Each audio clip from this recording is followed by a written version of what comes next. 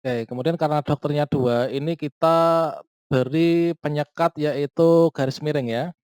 Dan kita lihat untuk surat rohaninya, ini siapa? Ini adalah Pak Dokter Kardimin.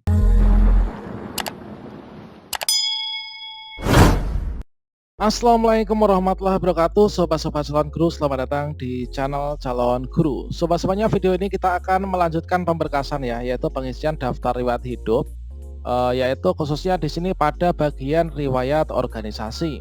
Nah, di sini kita akan masukkan data-data organisasi, kemudian juga keterangan lain. Di sini kita harus mendapatkan dulu teman-teman untuk keterangan lain, yang mana di sini kita siapkan kalau organisasi, kalau misalkan kita sebagai ketua gitu ya, maka kita siapkan SK. Kemudian pengurus juga SK. Kalau misalkan kita sebagai anggota, ini adalah kita cukup dengan KTA.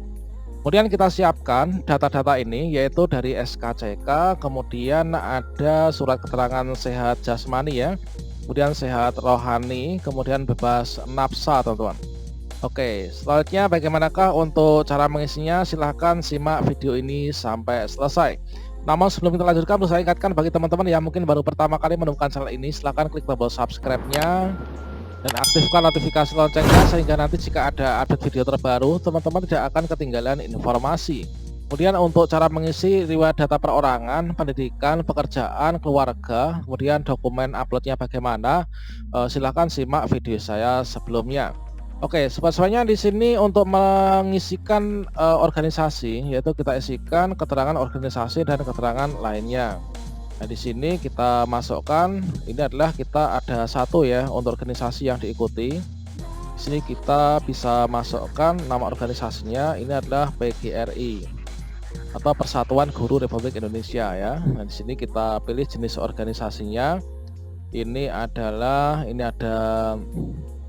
politik, kemudian ekonomi, sosial, kebudayaan, pendidikan.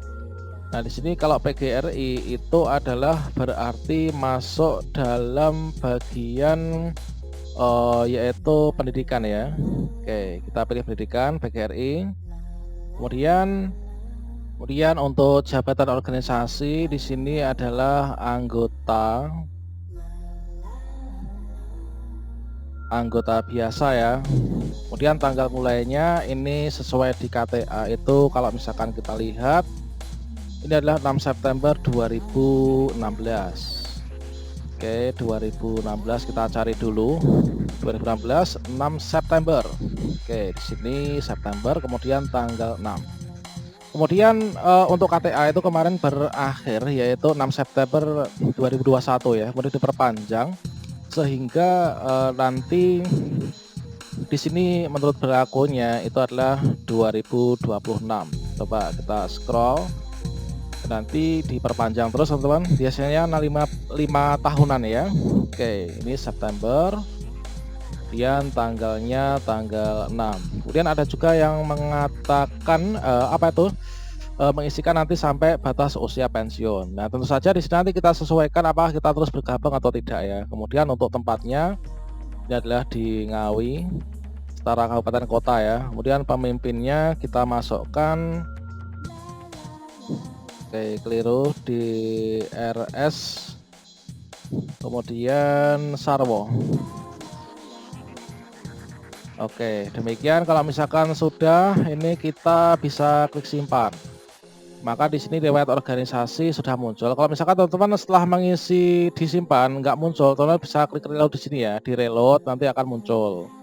Nah, ini. Nah, berikutnya kita isikan data-data berikutnya terkait tentang surat keterangan yang sudah kita miliki ya sebelumnya. Berikutnya di sini kita isi untuk di sini ada 3 kolom, ada ya 1, 2, 3 kolom ya. 3 kolom ini terkait tentang surat keterangan catatan kepolisian atau SKCK yang sudah kita miliki dari Polres teman-teman. Ini adalah untuk nomor surat, kemudian di sini untuk tanggalnya nanti nama pejabat penandatangannya. Oke, di sini kita masukkan dulu nomor surat karena cukup panjang juga ya. Setelah kita isikan nomor surat, kemudian tanggal suratnya ini adalah 28 Desember.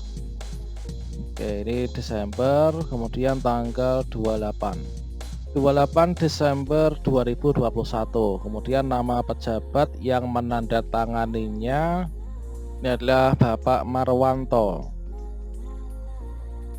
Oke, kemudian berikutnya kita siapkan surat keterangan sehat jasmani dan rohani.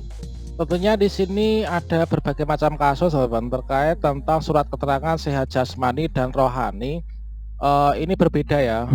Ada dua surat ya. Ini sebagai contohnya juga kita ada dua surat. Surat keterangan sehat jasmani sendiri nomornya, dokter yang bertanggung sendiri, rohani juga seperti itu. Nah, di sini teman-teman perlu mempelajari terkait tentang petunjuk pengisian untuk data keterangan lainnya ya. Nah, di sini disampaikan bila Anda memiliki lebih dari satu surat kesehatan jasmani dan rohani dengan nomor berbeda, maka masukkan semua nomor surat dan dipisah dengan tanda seperti ini, yaitu tanda garis miring ya. Hanya nomor surat, tidak perlu dijelaskan mana yang suket jasmani, mana yang rohani.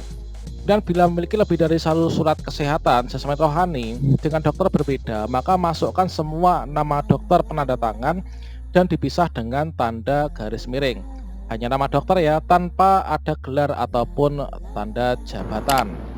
Sekarang kita masukkan dulu untuk nomor suratnya, karena ada dua surat, maka kita masukkan semua, nanti dipisah dengan tanda garis miring ya teman-teman.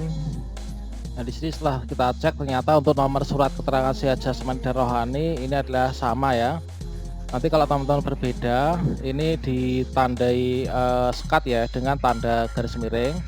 Kemudian untuk nomor tanggal suratnya di sini sama 31 Desember 2021. Oke, ini 31-nya yang ini. Oke. 31 Desember 2021 untuk surat keterangan rohaninya juga sama. Cuma nama dokternya ini yang berbeda ya. Coba kita cek lagi terkait dengan nama dokter.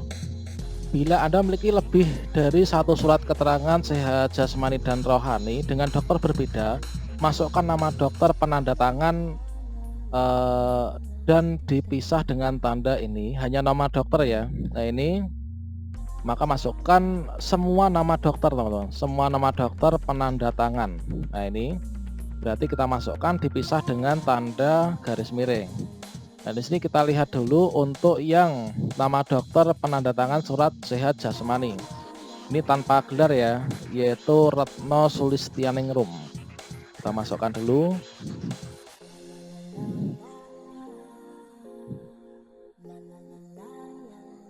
Oke, kemudian karena dokternya dua, ini kita beri penyekat yaitu garis miring ya. Dan kita lihat untuk surat rohaninya ini siapa? Ini adalah Pak Dr. Kardimin. Oke, ini teman-teman, ini adalah untuk penanda tangan surat sehat jasmani, ini adalah rohani. Untuk nomornya sama, kemudian tanggal suratnya sama.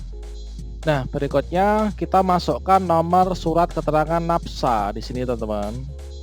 Oke, kita masukkan nomornya, ternyata sama juga. Kemudian tanggalnya ini adalah tanggal 31 Desember juga.